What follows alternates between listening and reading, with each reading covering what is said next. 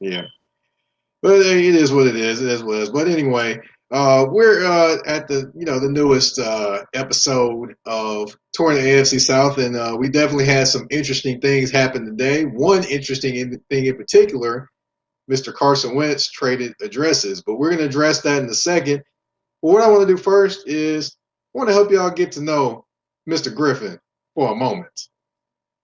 So how long have you been a Titans fan? Since '99.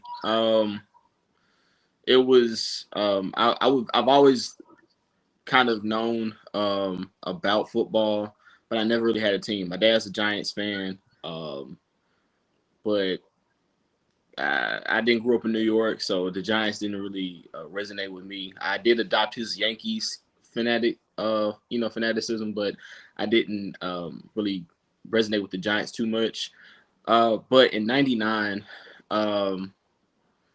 that changed. Like actually attending a game at Vanderbilt when they were the Tennessee Oilers got me interested. And then the uniform reveal, as the Titans and everything that happened that season, that magical season, that magical inaugural season as the Titans, it just, I think if you were a kid growing up in Nashville at that time, it was almost impossible not to fall in love with the football team at that point.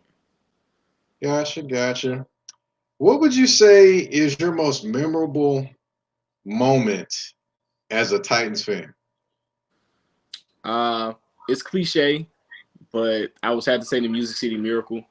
It just sticks there. I would have to say a close second would be coming up a yard short in the Super Bowl. But that's a painful one. Yeah, it's a painful one. But honestly, I feel like it's the painful memories that build you that make you a fan of the team. Because it really tests where your faith in the team really is. A lot of people, after the 5-11 seasons and things of that nature, 2-14 seasons or season, they kind of fell off.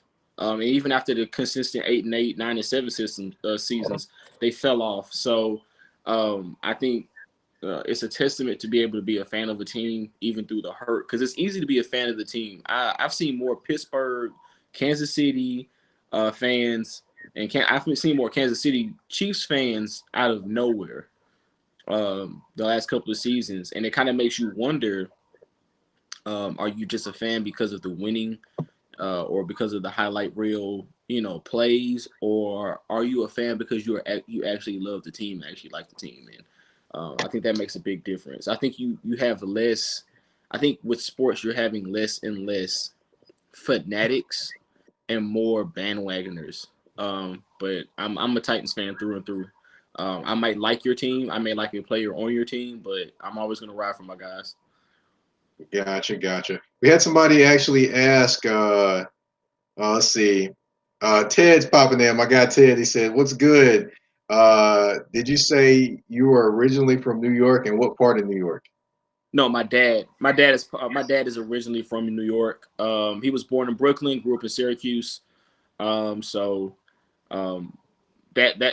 his roots, not mine. I'm a Nashville kid.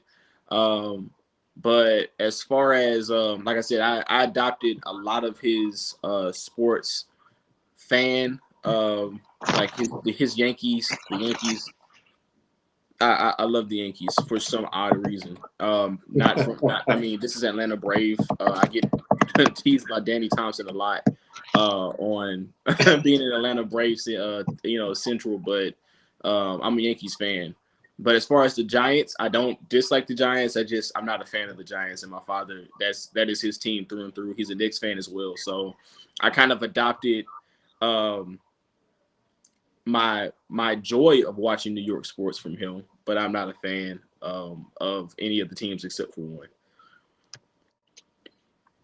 All right. Well, it wouldn't be me if I didn't provide a one highlight from the Titans and Ravens. Here, we're gonna bring that up real quick. You recognize this play? You remember this play? Oh, yeah, Eddie George basically handing the ball to Ray Lewis Yeah. Yeah, That's one of those plays where that haunts you as a Titans fan. That's one of those you question whether or not you want to be a fan of the team or not. That's where you got guys that left the stadium after that game and either got in their car and put their Titans gear in a box and never took it back out, or got in the car, cried, sucked it up, and said, "You know what? Next year we're coming back." hey, it wouldn't be me if I didn't kind of poke a little fun. Hey, it's all right. Unfortunately, the San Francisco 49ers don't have much bad highlights and bad juju around them to post, but we'll find something. There's always something out there. I mean, you could always post about last year. I mean, up on the Yeah, feed, that wasn't fair to you guys. That's not fair to you guys. You couldn't control that. but yeah, we could We always could have post controlled that. that one. Eddie George had just Eddie. I don't know what was going through Eddie's mind. I would love to get him on an interview and just ask him when that play was happening. I'll tell you what. I may take you up on that and try to see if I can get Eddie to come on one time and talk about that. Yeah, that's one of those questions you just ask, like, man, what were the flashpoint moments in your mind, saying, like, seeing Ray Lewis run, 30 yards in the opposite direction on a clutch play, like, because I mean, I think that cemented Ray Lewis as well, but yeah, that was crazy right there. Gotcha. Well, let's get down to business. Let's talk about these current Titans. Mm-hmm. And you've got Corey Davis, Jonnu Smith, Jayon Brown, and Desmond King. What do these four players have in common? They are all free agents this offseason. So let me put this question to you. With these four guys, which one can you give us an order of which one you think is most important and which one you think is least important to bring back? I think with having 20 free agents overall this offseason, it's hard to put it's easy to put priority, but I think you have to go in tiers with this. I don't think you can go priority. And if I had to say in tier one, I would have to say Jonnu Smith and Corey Davis are in tier one. Simply put, you had the number one offense last year. You scored a lot of points last year. Jonnu Smith is integral to scoring the ball. And the reason I say that is because he had 8 touchdowns through the first half of the season last year. That averages out to like a touchdown a game. And for a tight end, whereas tight ends have become more important, I think you have to prioritize him. Even like I said in the last show, for all those that tuned into the last show, Jonnu Smith is one of those pieces where you don't let him go. You don't let him just walk out the door and go to another team. Because he's a pass blocker, he's so versatile in what he's able to do. But also Corey Davis is vital to that as well because he's a great run blocker on the outside. He also has strong hands. At times he drops passes that make you cringe just a little bit because you're a highly paid receiver. You're the 5th overall pick in your draft, and you're the first receiver taken. And you just want to see him catch those balls. And this year he did catch a lot more of those than he did last year. If I had to go to tier 2, I'm definitely putting Desmond King by himself in tier 2. And the reason I say that is because cornerback is a big, big need right now. You have to shore up the back end, and you have to have a solid slot corner to help cover the 3 wide receiver and 4 wide receiver sets that are happening all over the league. And even if you watch the postseason this year, or if you watch just any NFL football, look at how well the top defenses and utilize their nickel corners or utilize the safety to come down and guard tight ends. You need those guys in that dead space between the offensive line and the outside to cover those guys inside the barrier and outside the numbers. So I think Desmond King is in that tier 2 spot. I think Jayon Brown and Daquan Jones, no disrespect to them as Titans players, because they've been integral to us turning this team around. But I think you can kind of let those 2 walk if you have to, if you can't keep them. Daquan Jones especially. I've heard rumors of him maybe going to Atlanta and following Arthur Smith. That's not a problem. Atlanta needs defense. Jayon Brown, I've heard him being rumored to the Bucks if they lose Levante David. I could see that he fits that scheme. But those two, you have players that can step in and do what they can do, or you can get players cheaper, um, from outside to come in and do what they were able to do. I think David Long filled Jayon Brown's spot very well this year. This year when Jayon Brown went down. Daquan Jones, you just drafted the guy Murchison last year, defensive tackle, who can move outside to that defensive end spot and play just as well as and give you what Daquan Jones gave you. The only thing that you're losing with those two is leadership, which is hard to replace. And a lot of fans love those two guys. But when it comes to football and just taking the fan hat off and putting the analyst hat on, I think you can let Jayon Brown and Daquan Jones go rather than letting the previous three go. Gotcha. And I want to say thank you to Ted. They gave a Stay Safe Award and he gave the Appreciate You Award. Thank you, Ted. Appreciate that. As far as what you were stating, wow, Jayon Brown, there actually was an article today that by ESPN's Teron Davenport on Jayon Brown talking about how he'd like to remain as a Tennessee Titan next year. So, it's going to be interesting to see if they can meet that number. As far as a guy that I think is very important to this team to potentially keep, definitely this guy right there, Corey Davis. I can definitely say he's very important to that team. I can't say Daquan Jones is a hugely important guy. And Desmond King, I don't know. They traded for him last year, so they may feel some kind of obligation to keep him around. But other than that, I can't necessarily say, hey, they're going to keep him. However, we do have the Titans do have one feather in their cap, though, to kind of help them create some cap space, which they're pretty tight on right now. Mm-hmm. And that's Adoree Jackson. They cut Adoree Jackson, which they picked up his fifth-year option. That would give them $10.5 million in cap space. $10.5 million for a guy that didn't play but maybe 5 games last year. Yeah. So I mean, if I was the Titans, I would make it happen. I just can't see that happening. For the simple fact, it wasn't his fault that he missed those games. I can understand if he played the games and he showed he wasn't worth it. But I think he also rushed himself back. It was a knee injury, and this year we saw how many guys go down with Achilles, knees, hamstrings, torn quads, turf toe. We saw Patrick Mahomes hindered by turf toe. That's an injury, that's happened throughout the league, and its history, but it hasn't been a big deal over the past, in the modern, I would say the new age era, because those are injuries that are soft tissue injuries. And yes, they take a little bit longer to heal, but the way technology, cleats are made and everything else, you don't really see it much. Adoree Jackson had a knee injury, and we saw that A.J. Brown had both knees operated on in the offseason. So there's no telling, and he played, yes, but he's a different breed of a guy. He's not your normal football player.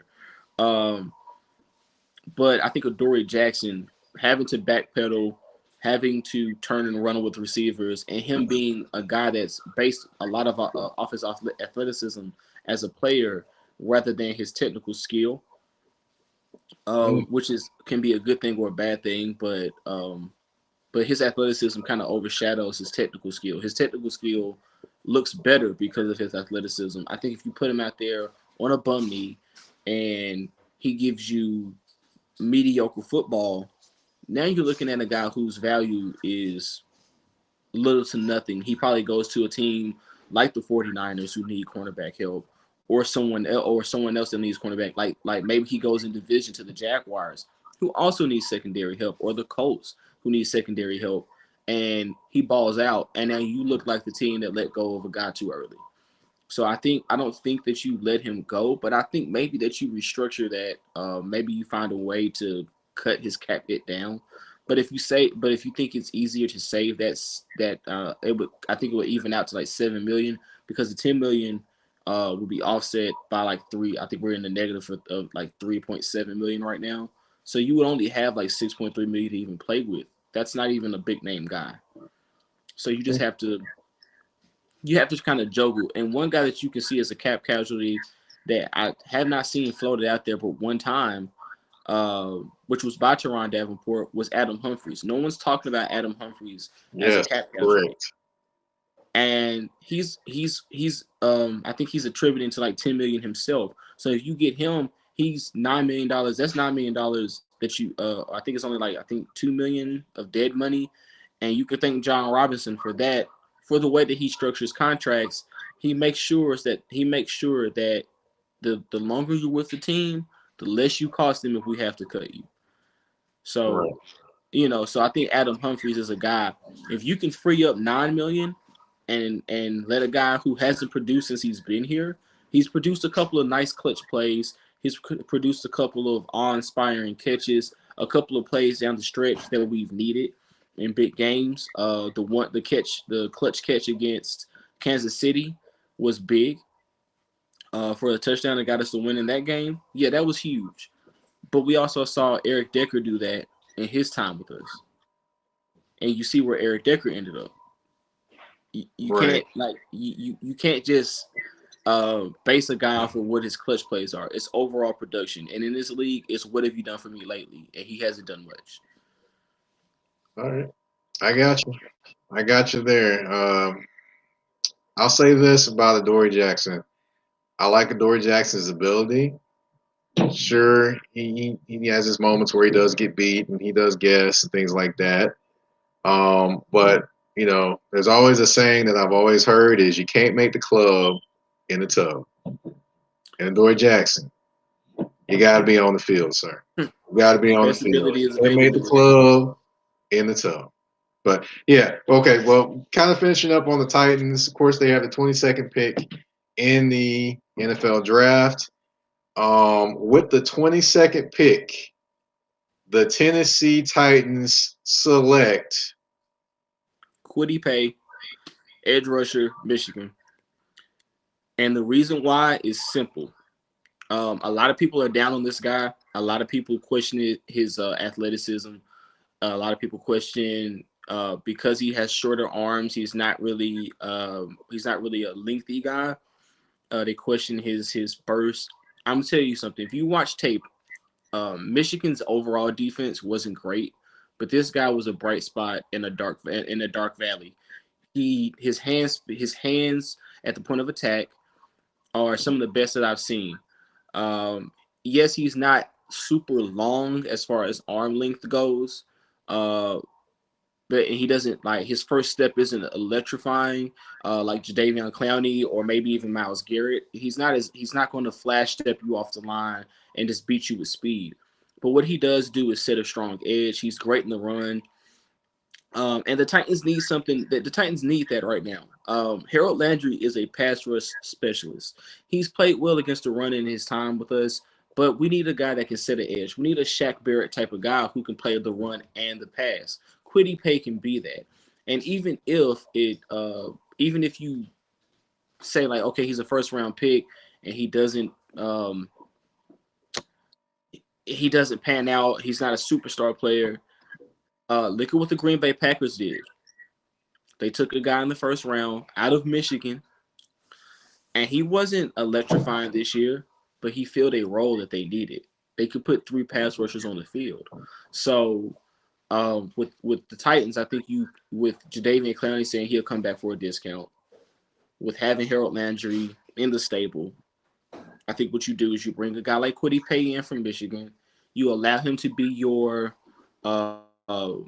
ace in the hole for right now, and then you let him mature. Maybe next year he becomes that superstar, but I think he has superstar potential coming in as a rookie, and I think he can really make a difference on this team. All right. My feelings on Kwity Paye.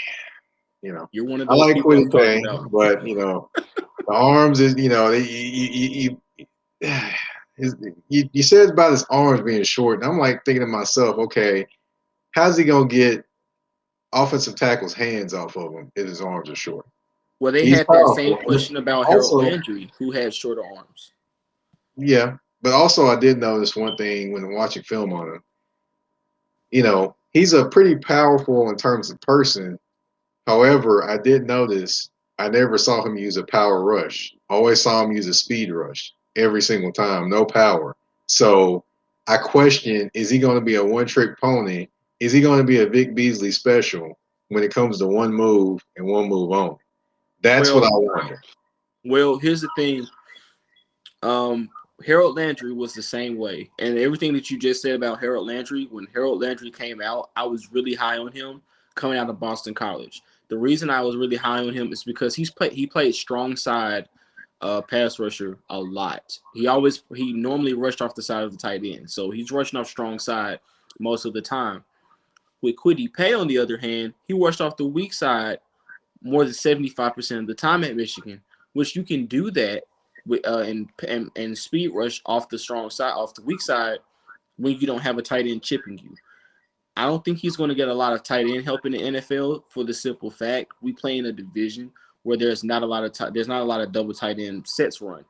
So he's going to get a lot of times lined up one-on-one on a right tackle, who those are normally run blocking guys. Harold Landry will take the strong side or take the left tackle on.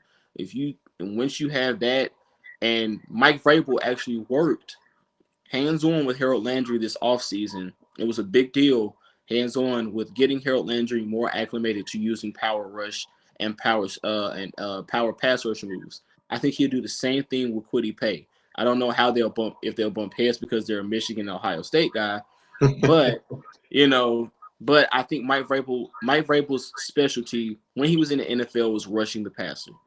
He's taken that and taking what he knows and taking his wisdom as a pass rusher in the NFL and in a damn good one at that. And he's taken it and gone hands on with guys on his teams. Jadeveon Clowney even mentioned how he would work with them hands on with hand techniques and pass rush techniques, and he's doing that with the Titans. And I think that's why you've seen this. You've seen guys like Derek Roberson have more development in a quicker time than other guys. And Kwity Paye has a good base to build off of, I think. But if he's there, I don't see why you don't pick him. I think he's the best pass rusher available outside of Russo out of Miami, and we know that Russo is going top 10. So that's wishful thinking unless something comes out and someone does their best mudslinging that they can to sour him. I don't think he drops. So I think Kwity Paye is your guy. If I had to give a alternate pick, I would say Joe Tryon out of Washington. That's another guy to watch. Okay. All right. So you've done your homework there. Okay. All right. Well, we definitely discussed the Titans and talked about them a little bit. But let's get to the news of the day. The Big news. Indianapolis Colts. Everyone wondered what they were going to do with their quarterback position. Phillip Rivers retired. Jacoby Brissett a free agent. Jacob Eason just there. Well, they've got an answer today, and that answer is Carson Wentz. If you can see on the screen there, of course, the Philadelphia Eagles agreed to trade Carson Wentz to the Indianapolis Colts in exchange for a 2021 third-round pick and a conditional 2022 second-round pick that could turn into a first. The reason why it could turn into a first, if he plays 75% of the games or more, it turns into a first next year, which he should if he's the starter and he stays healthy, which that's been a question mark about him over his career. But what was your first reaction when you heard that news today? I wasn't excited, but nor was I worried about it. I think the fan in me said, "Thank God they didn't go and get Deshaun Watson or a guy like quarterback for the Jets right now, Sam Darnold. Sam Darnold. Thank God they didn't go get one of those two guys who are actually guys who just need to be on better teams." But the analyst in me said, "Okay, Carson Wentz is only 2.5, maybe 3 seasons removed from being a MVP style or MVP caliber quarterback. And we've seen guys like Derek Carr bounce back and actually look good. Uh, once they come back and get their legs up under them. My issue with Carson Wentz is he plays hero ball way too much. And I'm best friends with the Eagles fan. So he gave me some kind of insider trading secrets. No pun intended. But he was saying that a lot of times Carson Wentz tries to force things that are not there. And that was his issue. And he said that the offensive line, believe it or not, was not the issue for the Eagles. It was Carson Wentz just trying to do too much instead of throwing the ball away. And if that's going to be the issue, then you're going to have a Colts team that's going to hate him. Colts fans are some of the harshest fans I've ever seen. I thought Titans fans were harsh, but Colts fans are harsher. And they have a very good reason as far as quarterback play goes, because they had one of the greatest quarterbacks of all time for almost 2 decades, decade and a half, in the Sheriff Peyton Manning. So when you have to when that bar is set very high and it's set here, you have guys that come in, and then you immediately after that, a year removed from that, get Andrew Luck, who sets the bar, I wouldn't say higher, but just as close as you can get to Peyton Manning as you can. And then you have this severe drop-off. Carson Wentz has a lot of big shoes to fill. He has very big shoes to fill. And I think as soon as you see him, kind of, freeze up in the pocket and he throws an interception or he gets hurt, the Colts look really bad in this situation here. Because you didn't give up anything. Yes, the Eagles didn't get much back. But it's the question of if he doesn't play 70% of the snaps this year, you let Jacob Eason walk. Jacoby Brissett may not come back. What do you do then? That's true.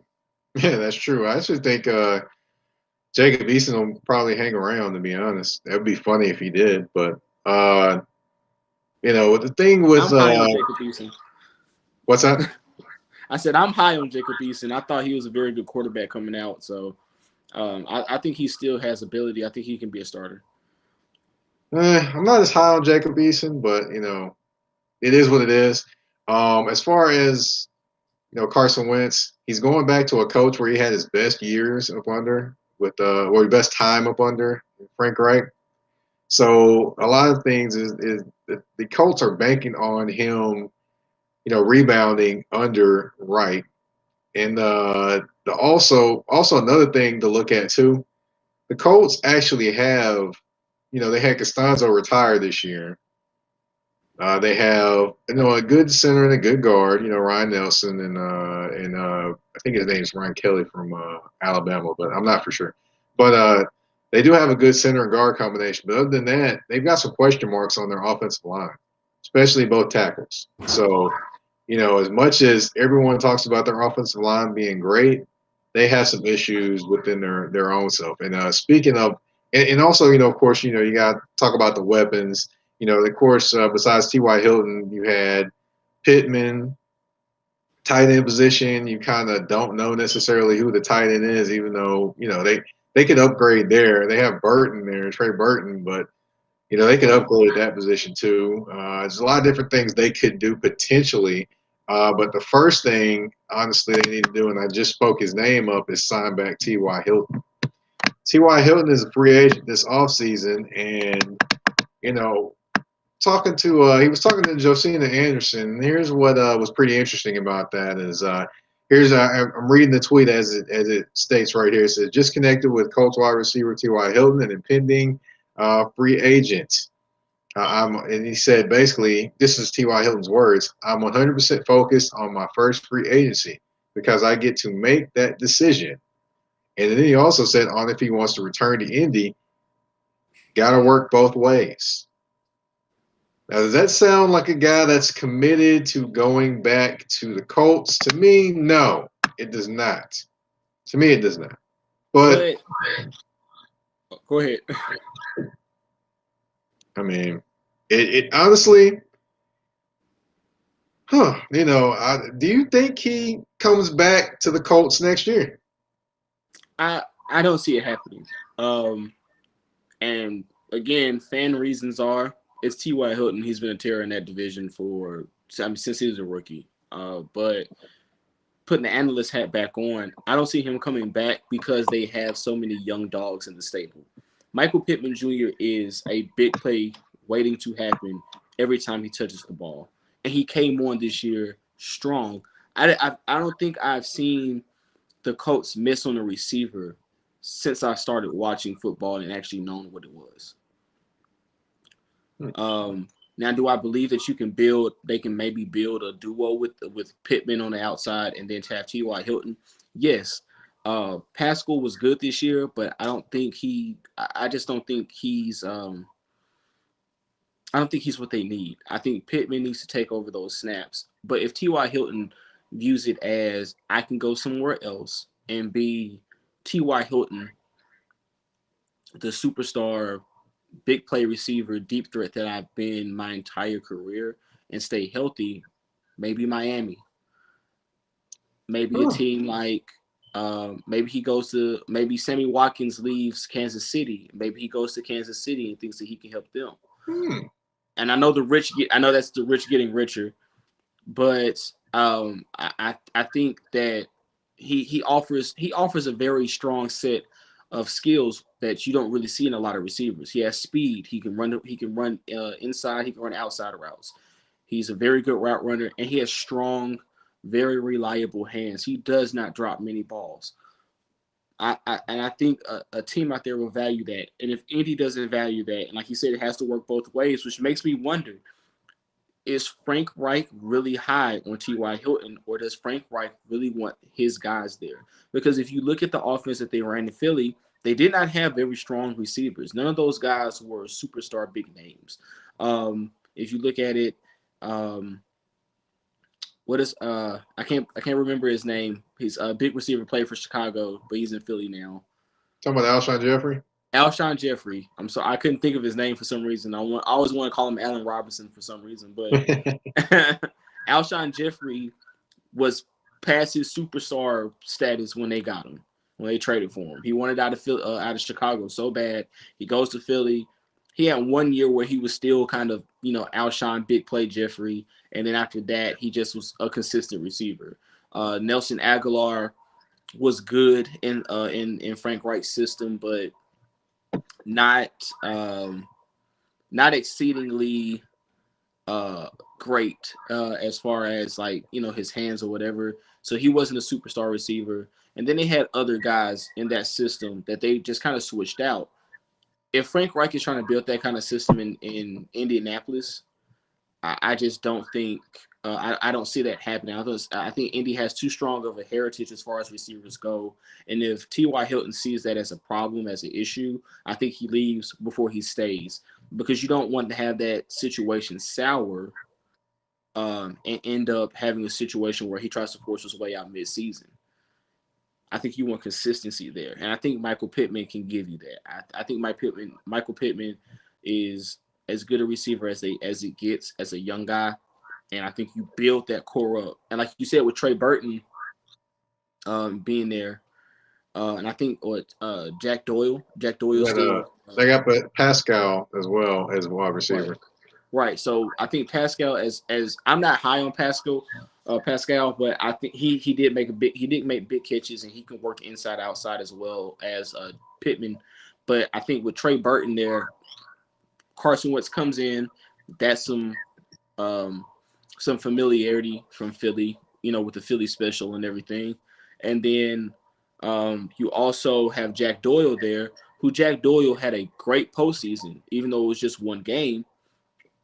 He had a great postseason. And Jack Doyle offers a little bit of the same kind of skill set as Zach Ertz, except for the run after the catch. He doesn't give you the shiftiness after the catch, but he still has strong hands and good route running. So, and you have to get Carson Wentz as much help as possible. But I think it's imperative that T.Y. Hilton comes back for the Colts' sake, but I just don't see him coming back and it has nothing to do with money. I think it has to do with relationship at this point. Gotcha. Bannerman had checked in. Thank you for the mic drop award, Bannerman. Appreciate that. And he said, Julio Jones, my horse. Not sure what all that means, Bannerman, but I'm pretty sure you broke it down to me.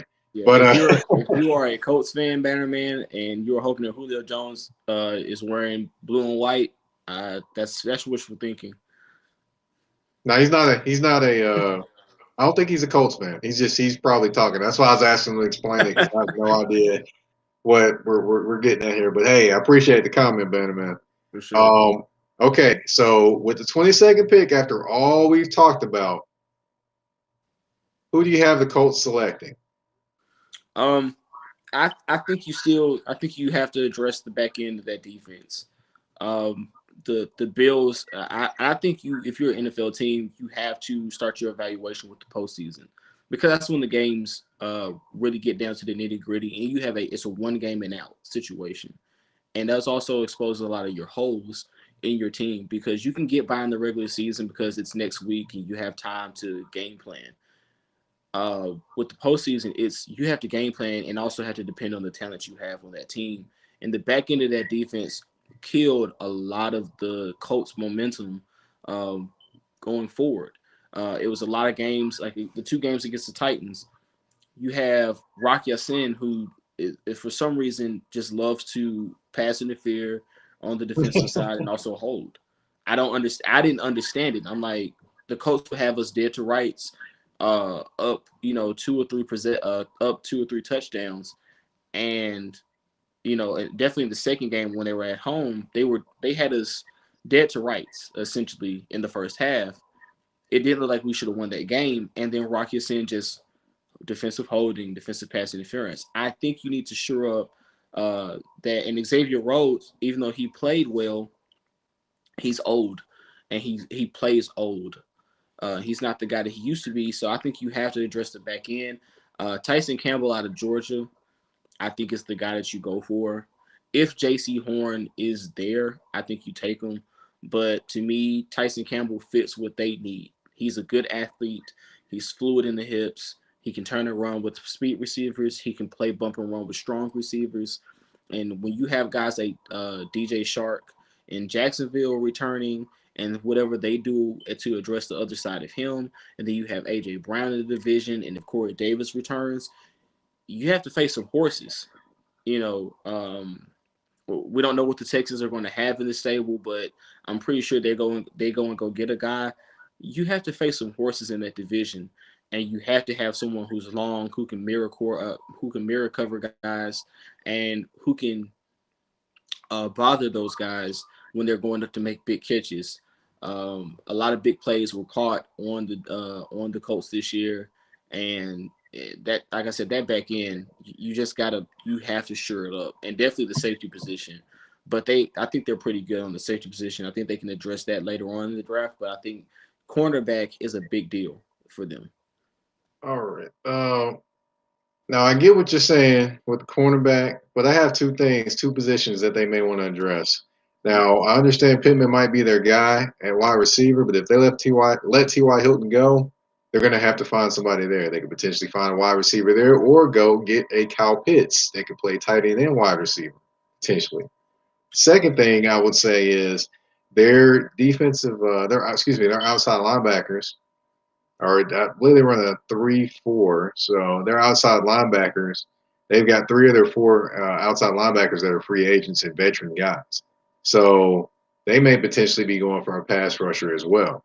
So that may be a couple positions that potentially they could go for as well. I could see them going with one of those two as well. But we could stick on the Colts for a while, but we got to move on, man. We got to move on to the next one. We got to talk about the Houston Texans. Oh boy, oh boy, oh boy. The Houston Texans have. What's that? I said it only gets more interesting from here. Right. The Houston Texans have 0 first-round picks. 0.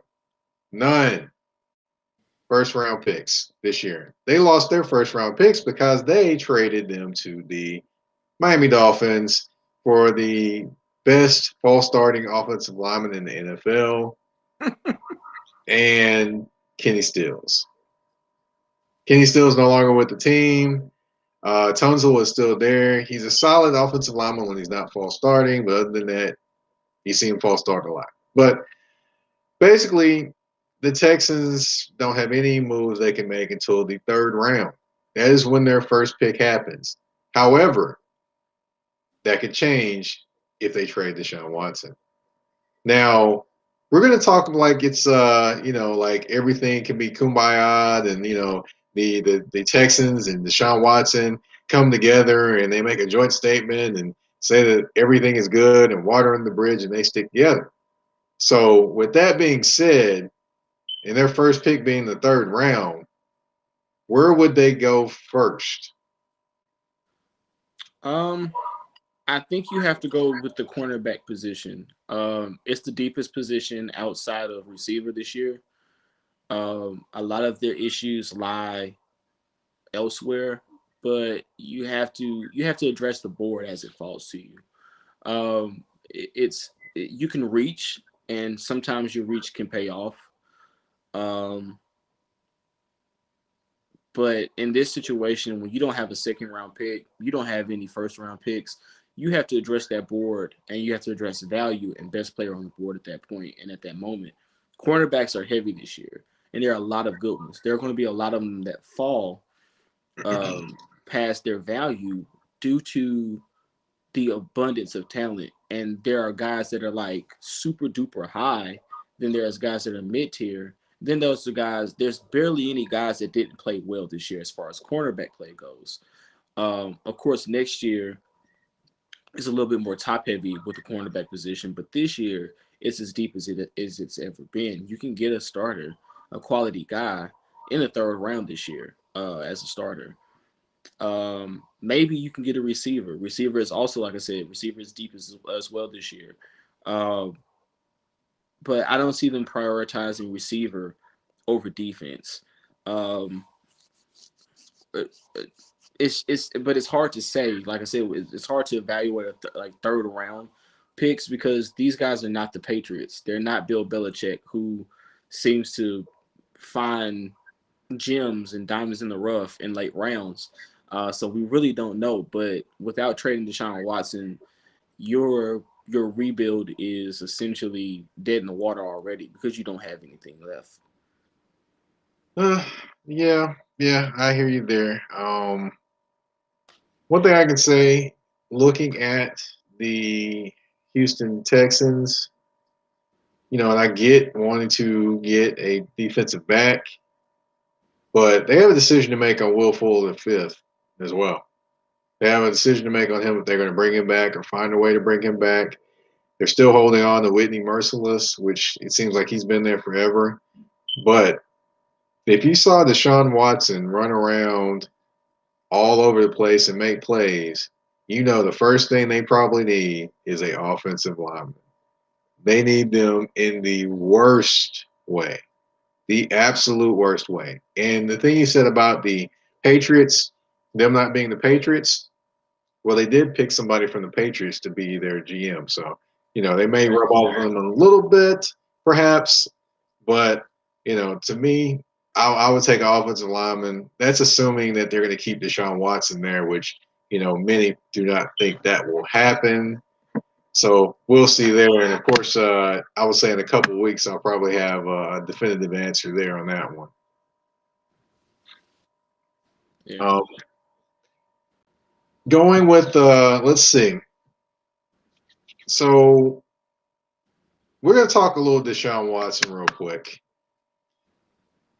The Colts, excuse me, not the Colts, the Texans want, or reportedly want, let me get this straight, reportedly want multiple first-round draft picks and 2 defensive starters for Deshaun Watson.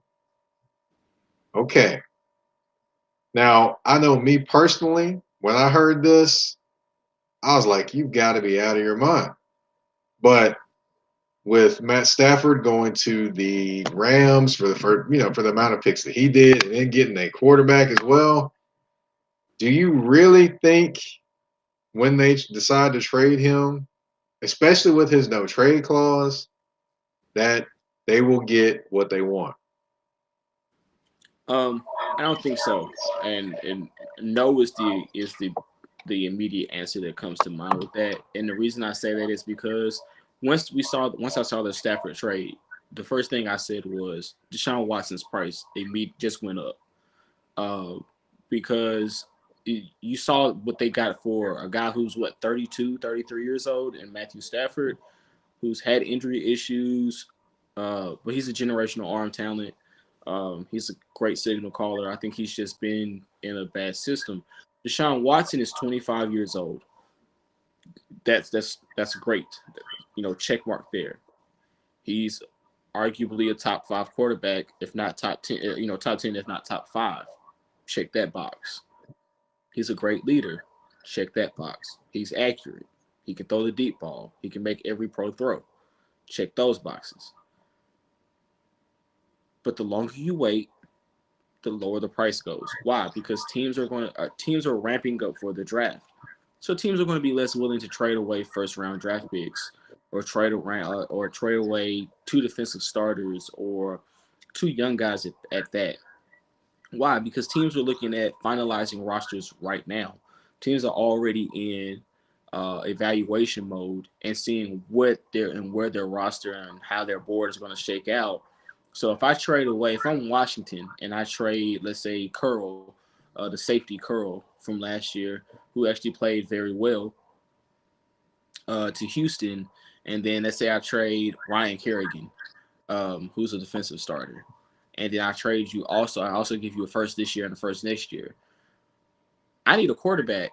I don't need a quarterback, but I have other issues that I have to address now because I just lost 2 defensive starters on the other side of the ball. I have to, to address that. You could, if you're Washington, you could hope that Washington gives you Montez Sweat and Curl. It could go either way, but you have to pick and choose if you're Houston what you get. So I think at best you get a heavy contracted veteran. I think I read that. Yeah, no, I did read that the Carolina Panthers were really willing to trade Christian McCaffrey and a first round pick to get Deshaun Watson. He has a heavy contract, but Christian McCaffrey is also injury prone. And if the Carolina Panthers feel that Deshaun Watson is the difference maker for them, then I can see that happening. But I just don't see a team trading away 2 young defensive starters who have potential, where defense is at a premium in the NFL right now. Um, it is the premier side of the ball. Offense scores points, but defense is the premier side of the ball, and they're making a lot of the money. I just don't see the teams like trading away 2 guys that they can possibly build a defense around just to get a quarterback. And then once that quarterback gets there, you have another issue, which is defensive side of the ball. So I think you get an either heavily contracted veteran or from either side of the ball, or maybe you get a veteran who's young, maybe 27, 28 years old, still generally young in their prime, who possibly, isn't a starter quite yet or has the possibility to be a starter if he joins and goes to another team. And I think you get a first this year and a first next year. But no more, no less than that. I don't think teams are willing to give the pull the trigger on the asking price for Deshaun Watson that Houston has. And I think what Houston is doing is calling bluffs. I think they're showing Deshaun Watson, hey, you're not worth what you think you're worth. Okay, I get you there. I'll say this. You brought up Washington, and you brought up the defensive back Curl that plays for them. In my mind, I know it's way off of football, but my mind straight goes to Jerry Curl when I hear his last name. But and then of course my mind also goes to Coming to America. Let your soul glow. So yeah, I know it's way off of base, but hey, I couldn't help it. No, coming you down gotta have some Nashville too fun. is getting ready to come out here. So, hey, I couldn't help it on that one. But as far as the Texans, all I can say about them is with Deshaun Watson, keep hope alive. And then also one thing I want to point out to you as well is Nashina Quick actually talked about it as well. I want to give props to Nashina. She talked about how Deshaun Watson and Cam Newton are tight. So with him having a no trade clause and the Carolina Panthers trying to get him to come there, honestly, I don't think he'll waive it for them because of how the Cam Newton situation ended. So that may be an issue But there. And I'll again want to give props to Sheena quick out the blocks. She's the one that gave us that information. I want to thank her on the show as well for that information and putting that out there. So that's why Mike, I don't think he'll go to the Carolina Panthers. I also saw something. Like now that you bring that up, I didn't know that information. That was new to me. That Cam Newton would maybe consider going back to Carolina. Maybe go back to Carolina. And I don't see. I mean, I don't know this to be true, but I've also seen. I saw an article written that if Carolina does pick up Cam Newton, and then they pick up Deshaun Watson, that could be a very interesting dichotomy in that quarterback room. But that's two egos that I don't think you want to bump heads because I don't think Cam Newton. I don't think Cam Newton thinks he's a backup quarterback, and when it comes to Deshaun Watson, I think that's where he would be. Right. So I'll say this with that one. It's kind of a big brother little brother relationship, but I don't see that happening, and I don't know if it's going to be a kumbaya moment between the Panthers and Cam Newton. No, but I'm pretty sure if it is, we'll hear from Nashina Quick, or we'll hear from Carolina Blitz, which is Vashti Hurt, or Nashina Quick will be the ones that will be dropping that information if it happens. If you aren't following at Carolina Blitz and at Quick Out the Blocks, you need to go follow them on Twitter. Great information as well. And very powerful women in sports, black women in sports as well. Got to give them their props and their flowers while I can. Oh yeah. And last but not least, we've got to talk about those Jacksonville Jaguars. It's probably the most excitement you'll get out of them. Me, about them. But right.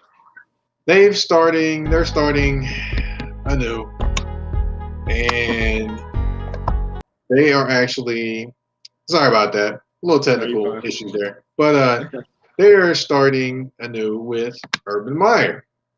Now today I saw where Tim Tebow retired, and I was like getting a little nervous because he retired from baseball, and then Urban Meyer is the NFL coach, and I was thinking, oh Lord, he's gonna come back. But I don't think that's gonna be the plan. I don't think it's gonna be the plan at all. I think Urban Meyer is locked in with Trevor Lawrence. Of course he threw, and Urban Meyer was there, and he's had Trevor Lawrence has had his non-throwing shoulder. He had surgery on the torn labrum. 4 to 6 weeks. Supposed to be the rehab time, but he'll be ready to go. What do you expect from the Urban Meyer era of Jacksonville Jaguar football? I think you can expect fireworks early. Normally with new coaches, you don't see, unless they're just extremely bad, you don't see teams struggle. They normally play inspired. They normally play better, even maybe sometimes higher than their talent, than the talent scales.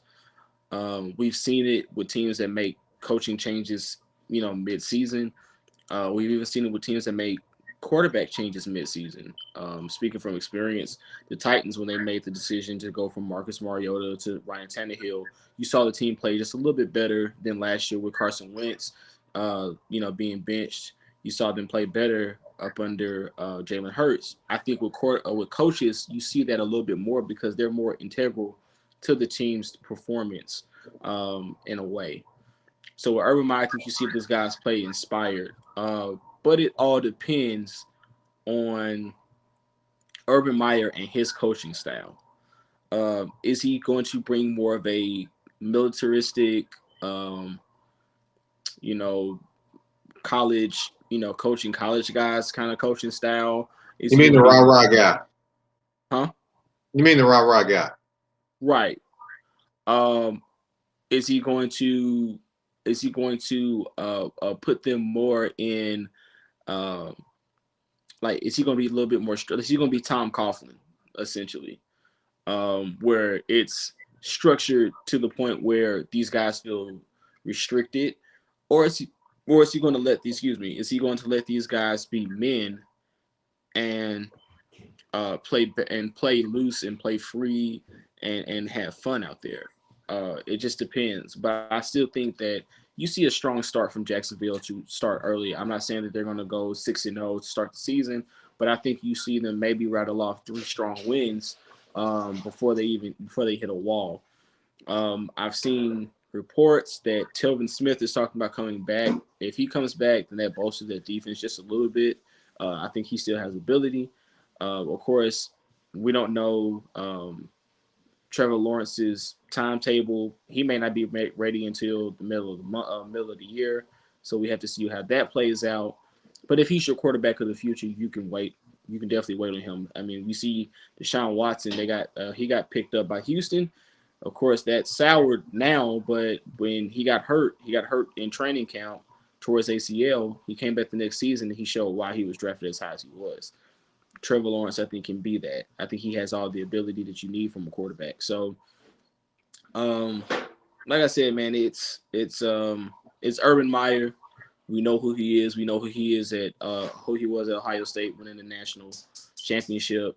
We know who he was at Florida winning a national championship. So he's a winning coach on that level. We have to wait and see what he does on the NFL level. Um, yeah, as far as Urban Meyer, yeah, I'm like this when it comes to him. We'll see what Yeah, happens. it's up in the air. You never know.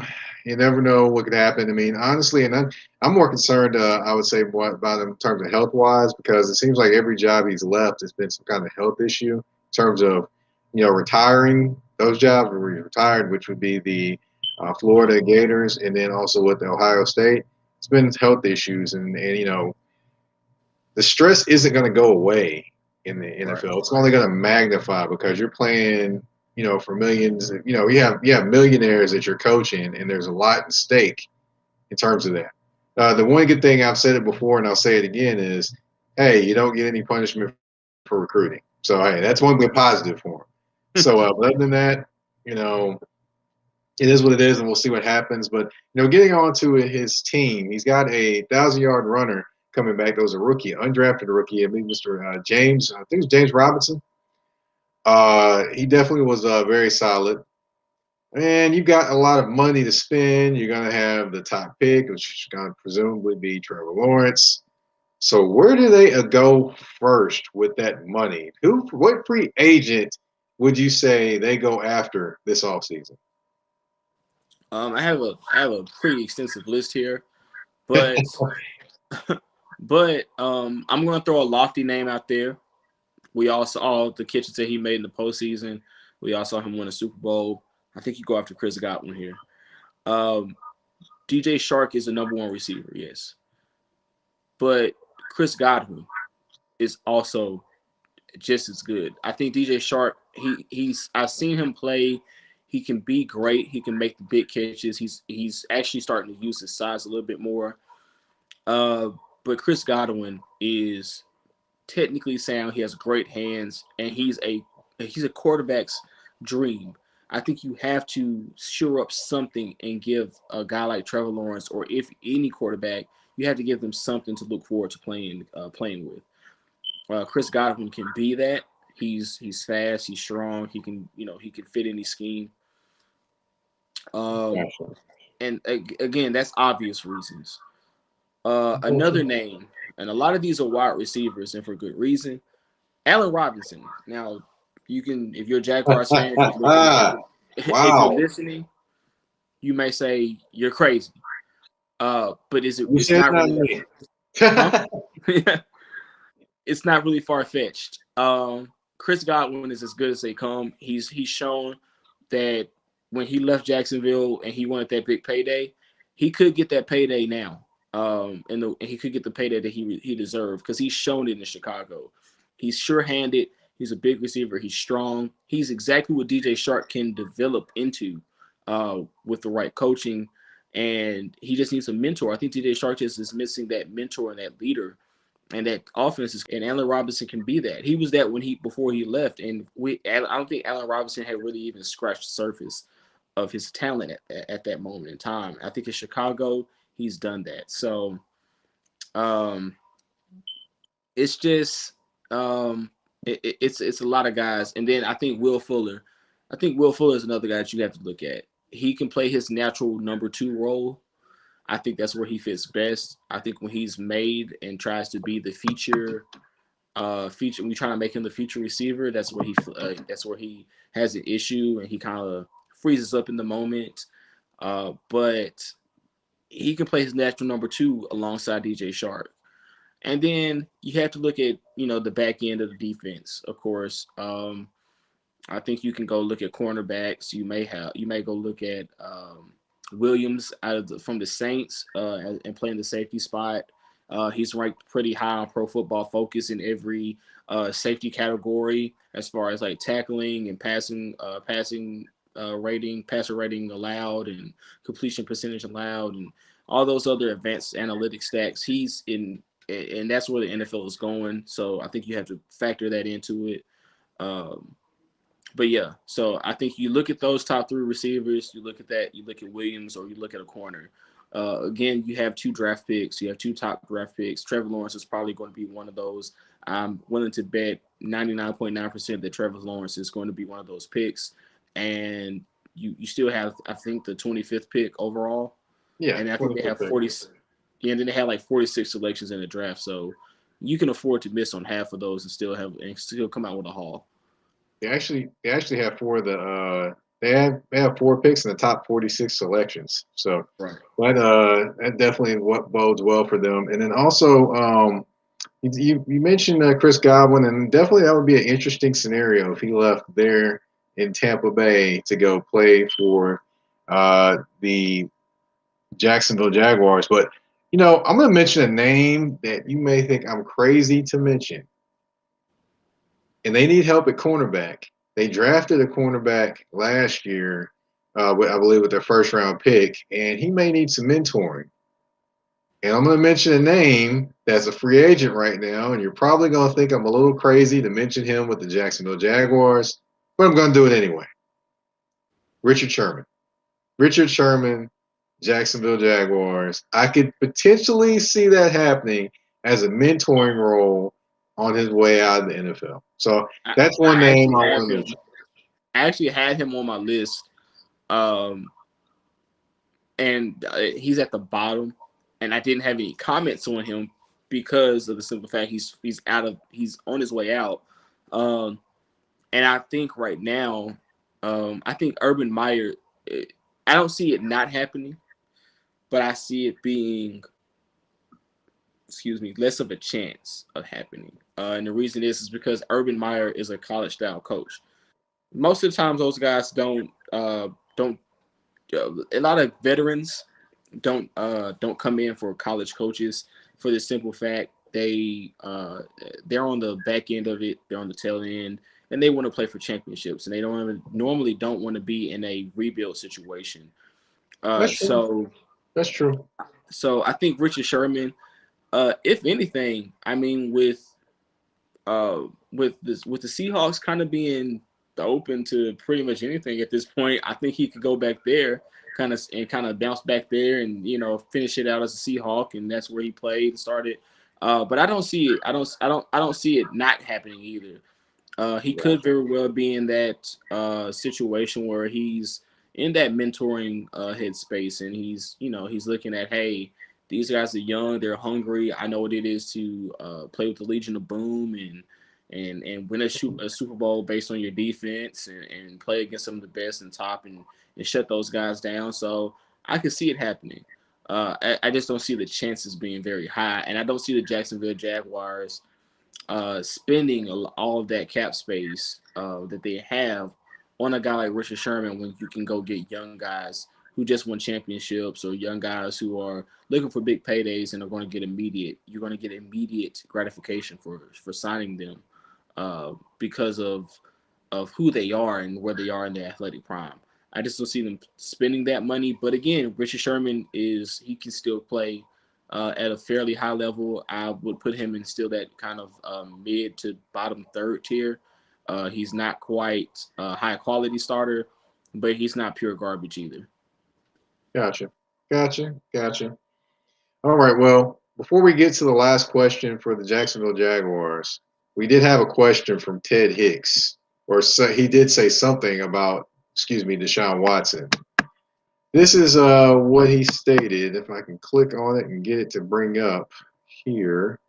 I got it right here. Oh, you already got it already? Yeah, it says Mike Patton, Bannerman, Cortland Griffin.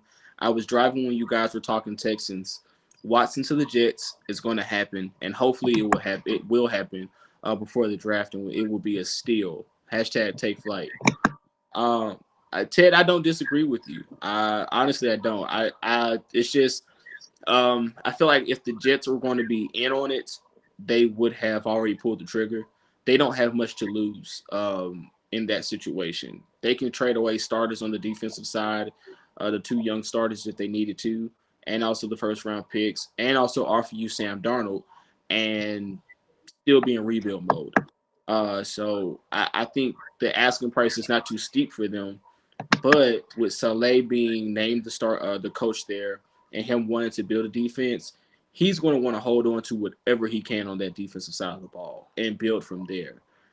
So I just don't see them trading away pieces on the side of the ball where their coach, that's his strength, that's his side of the ball. I see them probably doing a player for player with Sam Darnold and Deshaun Watson, also offering you offering them a second round pick or a second overall pick and a second, maybe a first next year. That's as big as a haul as you're going to get out of the Jets. I just don't see any NFL team matching that price. But again, don't be surprised if they're behind this, if the Texans are fielding talks behind the scenes and the asking price is just a smokescreen. Oh, you know they are. And also, Ted had a follow-up question as well. How many draft picks are too many? That is a loaded question, sir. There's never too many draft picks. There's never too many draft picks. But I think if you're the Jacksonville Jaguars, you're in a prime position. Like you have 46. Too many would be all 274. That's too many picks. But you can never in a perfect world you can never have too many draft picks. Draft picks are players. Players are personnel, and players drive the NFL, and they also drive wins. So, and it's not a perfect science. You know, the boards can get convoluted. Players can get lost in the shuffle. You can find guys who are undrafted free agents, such as a Shaquille Barrett, who was an undrafted free agent, and you just saw what he did in the Super Bowl. So you can let those guys always slip through the cracks. And also, first round picks look great in college and get to the NFL, and they fizzle out. So it's not a perfect science. So there's never too many because you can have a third round pick that turns into a first round value. You can have a first round pick that finds its way out of the league, a la Isaiah Wilson, without playing it down. So you just never know. Right.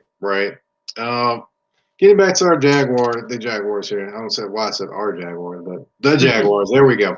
But getting back to the Jaguars, of course, we know the first pick is going to be Trevor Lawrence. I mean, like you said, 99.999999999% positive. Can never be 100%. As far as the 25th pick, the Jaguars select who? I'm gonna go J.C. Horn here. It's he's a guy that I've seen move up and down boards. I've seen so many mock drafts that have him going higher than the 25th pick. But the question with J.C. Horn for me is his long speed. That's any corner in the league, and he also he reminds me a lot of his Gamecock alumni mate in Stefan Gilmore. Stefan Gilmore, a lot of the questions for Stefan Gilmore when Stefan Gilmore came out of South Carolina was his speed. He was long. We've seen him play mirror coverage. He can cover some of the best guys in the NFL, and we all knew that.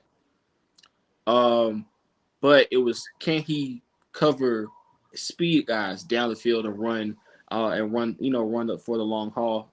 Stefan Gilmore comes in and runs a 4.3. J.C. Horn, I don't think he's a 4.3 guy.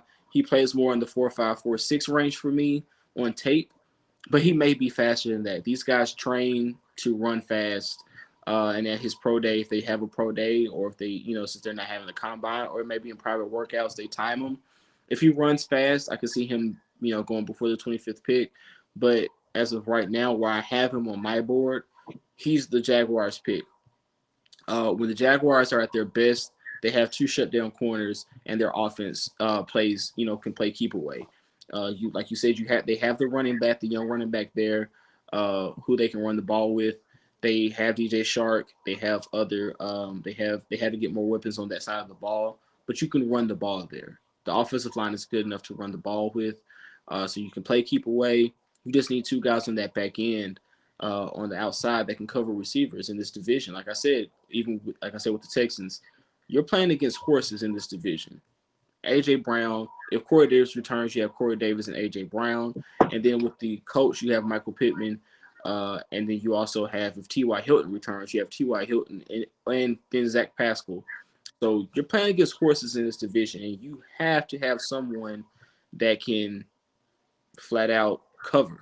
J.C. Horn can do that. He's a mirror guy. He's long. Press man coverage, he can do that. It's like I said, the question is just his long speed. If he runs fast, or even if he just runs 4.5, 4.4, I see him probably going before this, but as of right now, he's the 25th pick. Gotcha. All right. Well, we've talked to the Tennessee Titans. We've talked about Carson Wentz being the newest member of the Colts. We talked about the Texans and the drama going on there, and we've talked about the Jacksonville Jaguars and the Urban Meyer era. I want to thank everyone for tuning in tonight, touring the AFC South. Ted says, thanks for answering my question. We appreciate you asking a question, Ted. And Rexon Moo to subscribe. Thank you for the subscription. And Lori Sullivan said, hello from Nashville. Hello to you, too. And thanks for watching. I want to say definitely thanks for coming on with me tonight and giving me a little draft knowledge. And I've got an idea I want to talk to you about. Of course, we'll talk beforehand, of course, obviously about that, but we'll talk off camera. But I've got an idea in regards to something later down the line. I just want to thank you for coming on today. Of course, if you want to go ahead and mention anything to the viewers, how they can follow you, how they can catch your work, anything like that, the floor is yours, man. So you guys can catch my work on the 3-point conversion. If you go on there, we have articles, all kinds of articles. I mainly write MLB, but you can see my football draft coverage and NBA coverage as well. Articles there. You can follow me on Twitter. I'm pretty active on there. Definitely live covering games, live tweeting games on there. And that is at CMG _ the sports nerd. You can find me on there. It's I'm pretty active on there. And then Instagram is Griff Stradamus. You can find me on there as well. But you can catch me on the 3-point conversion writing articles, more likely, more than anything. Most of my work is going to be there. And then you can catch me on here. Like I said, once I start the shows, doing the live stream and broadcasting shows, I'm probably going to be doing more with Mike. So always catch me on here. It's always better hearing it live than having to read it. All right. Well, definitely thank you again. And for those that are looking for this show to be back again next Thursday, stay tuned. We may have an actual beat writer from a team coming on with us next week. So just stay tuned, locked in, and I just thank you for your time. All those that tuned in through the Haps app, I thank you. All those tuned in through Facebook, I thank you. All those tuned in through YouTube, I thank you there as well. Periscope, thank you there also. Got to get Twitch going. Haven't done it yet. Will do it. But I just want to thank everybody for tuning in. If you want to catch any of my sports knowledge or any of just my endless talk, you can catch that on Twitter at MikePatton82. Again, you can find me at the 3-point conversion. That's the number 3pointconversion.com. You can catch writers like Cortland and also Danny Thompson and a litany of other writers as well. I just want to also thank you again for your time and stay tuned for next week. Have a good night. All right, peace.